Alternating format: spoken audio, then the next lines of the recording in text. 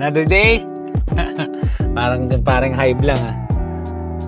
Another day, another property. Parang hype, shout out.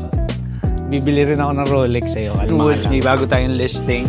Visitahin natin ngayon para papakita namin sa inyo. Greenwoods tayo guys, ulit. Actually, ang advantage ng Greenwoods talaga, aside from Pasig Caintasha, not prone to flooding si Greenwoods. Na-try natin ngayong Carina at saka Enteng.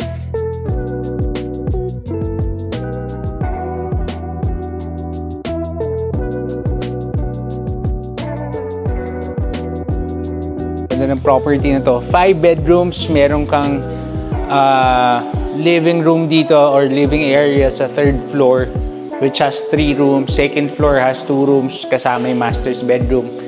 5 bedrooms, 5.5 toilet and bath.